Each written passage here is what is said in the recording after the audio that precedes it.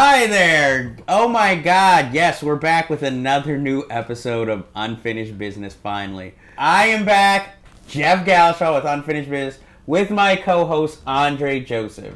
I thought it would be interesting to go back to a subject that the Cinephiles covered, but if you didn't notice, didn't exactly invite us to the exclusive party of talking about the Batman movies. Yes, that's right. We're going to go through all of them except for the Adam West version. Praise Jesus. We're going to start off with 1989's Batman, directed by Tim motherfucking in his prime Burton. Yeah. Little history on this film for me personally.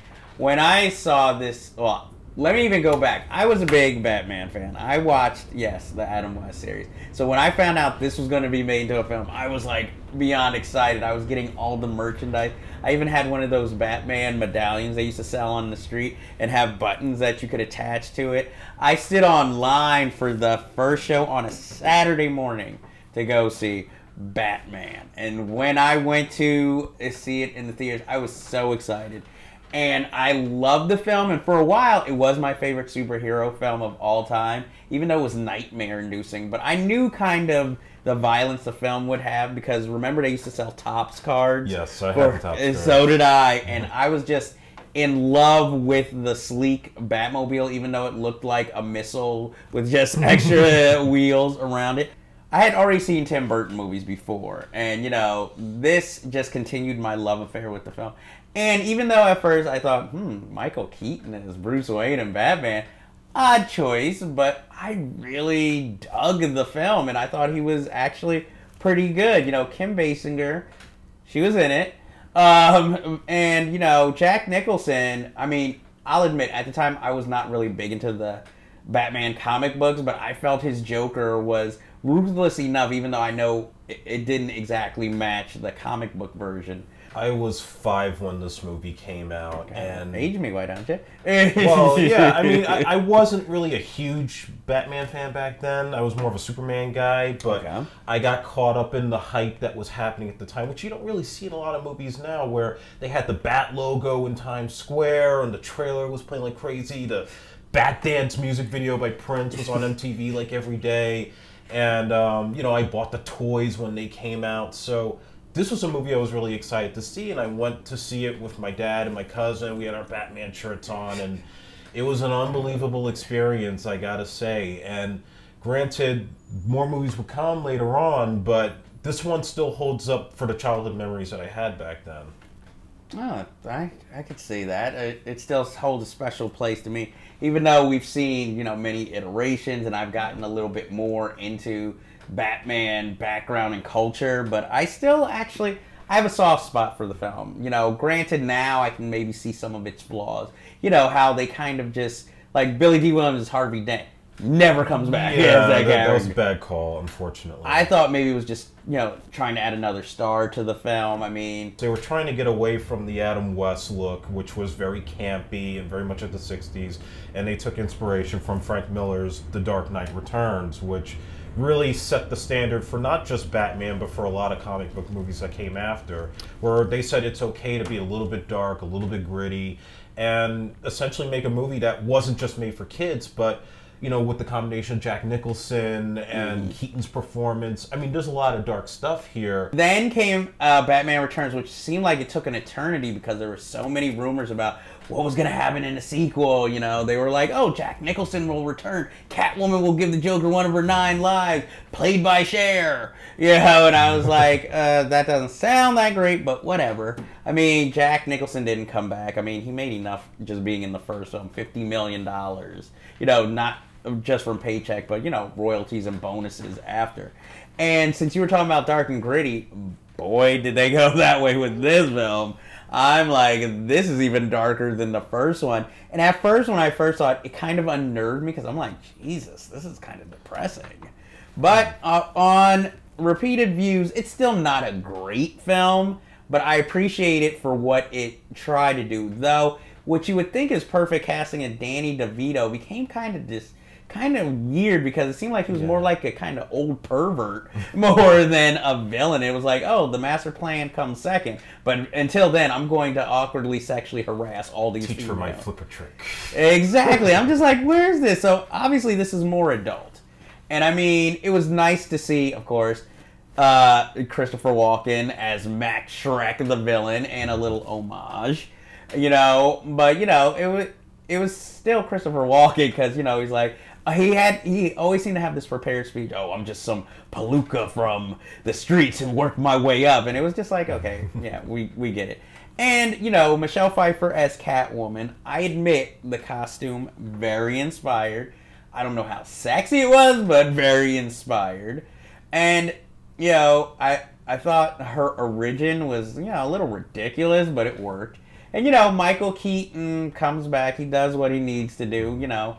He's not as expressive as in the first film. Here it just feels like, I had to come back. I really didn't like the casting of Danny DeVito, even though you think it would be perfect casting. Because he just looks like, a clown in drag and kind of deformed more than he did. And, you know, the original character, of course, isn't deformed, so it kind of goes into more of Tim Burton's like fascination with disabilities and maybe so-called freaks. Well, he got full creative control, so he basically made the Batman movie he wanted the first one to be. That, of course, producers come in, they tell you, okay, you have to do it this way. So now you give him full control because the first one was so big. And he basically, you know, in a lot of ways went off the rails creatively. That being said, I remember when it came out in '92 and I was like super hyped up for it. Maybe too hyped up because when I got to the theater, I sat in the very first row. Oh, and yeah, that wasn't too fun of viewing. Yeah, but I can imagine. Initially, I did like the film, but as years have gone on, I've also kind of see the flaws in it.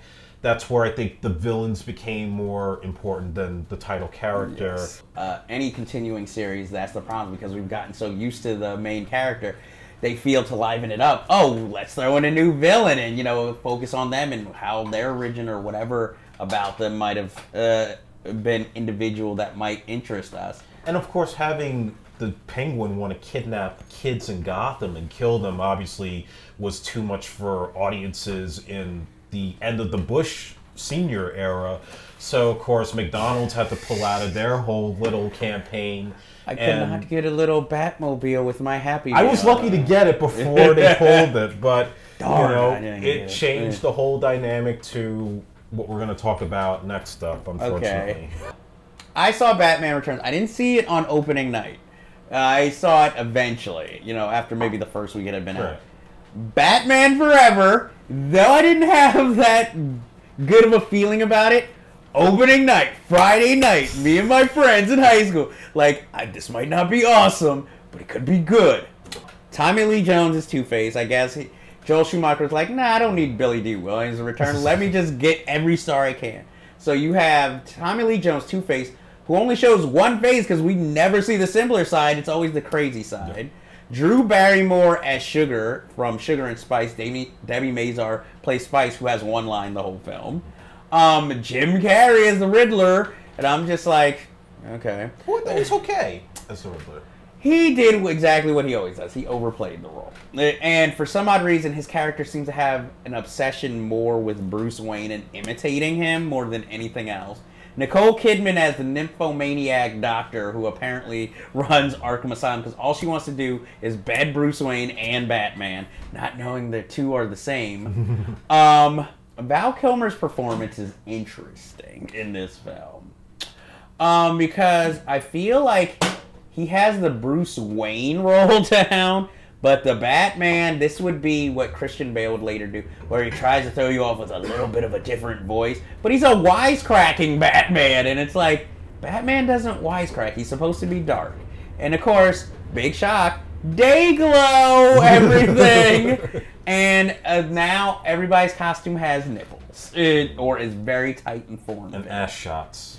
Well, I didn't even notice that. All I remember was they took out a bank vault, and somehow Batman brung the bank vault right back into the exact same place it was. That's the only action sequence I remember, other than the cool, I guess, James Bond-esque chair going down to his secret cave. But I mean, and then we're introduced to Robin, which is what Tim Burton wanted to do with Batman Returns, but they wouldn't let him, and he had already cast Marlon Wayans in the role. So in this film, we get a very butch Chris O'Donnell, supposedly a teenager, though he looks 27. I watched it again recently. You're brave, man. Yeah, well, I mean, I definitely think, okay, yeah, so it's oversaturated with a lot of craziness, which is the fault of Schumacher and the screenwriter Akiva Goldsman. Yeah, whatever. But I think there was one moment in the film where I think that's the direction they should have went if, you know, things had done the right way. And that's when Robin discovers who Batman is. Not when he steals the Batmobile, but afterwards, when he's basically saying, like, you can't go after Two-Face and kill him, because then everybody you look at is going to be that same guy. And I thought that was a very interesting moment, a moment where we saw kind of flashes of brilliance in Val Kilmer's performance. Okay. Unfortunately, that's not the movie we got, because he had to work with such a half-assed script with a director forced to make a movie about toys, not about a good character with a great mythology. I decided not to ever watch another Batman film made by Joel Schumacher, so I did not see the whole thing of what's Batman and Robin, because as soon as they cast Uma Thurman and showed what her costume looked like, I knew that wasn't Poison Ivy. And then Arnold Schwarzenegger as Mr. Freeze sounds more like a studio decision than an actual good decision. And over the years, I've seen bits and pieces, but I've never watched it beginning to end. I mean, Alicia Silverstone is Batgirl. That's all I have to say. Automatically, the casting's bad on this film. And then, from what I've seen of the film, oh boy. I mean, you have this great storyline about Mr. Freeze and his wife, but instead you have Arnold Schwarzenegger out there just more interested in making wisecracks. And it's the same thing with George Clooney. He doesn't know how to play the role. He admits he took it as a paycheck, and after this film, he decided he would never do something like that ever again. And he's had a good career since then. Exactly. So it did serve some greater purpose to him. But I mean, again, just like George Clooney, from the scenes I've seen, all George Clooney seems to be doing is it's a wisecrack fest. You know, him and Chris O'Donnell fighting over Poison Ivy, and I'm just like, that credit card. Yes, I was like, I can't with this movie. So I'm not judging it unfairly. I will admit I've never watched it beginning to end, but from the pieces that I've seen, I have no desire ever to watch it. But sadly, I did pay to see this movie in 1997.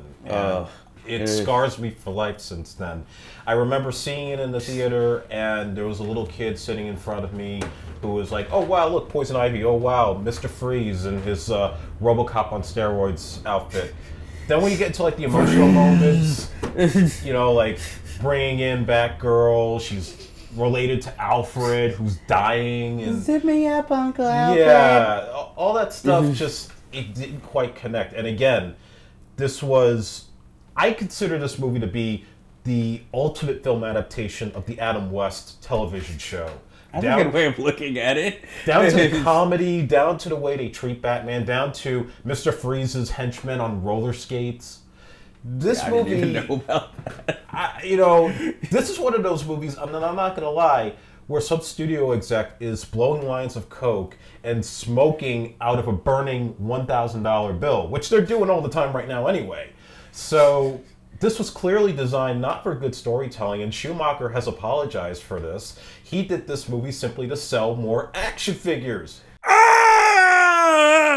Well, that is our take on the original set of Batman films. And, well, you know my favorite outro line here is, have you seen Scott Pilgrim?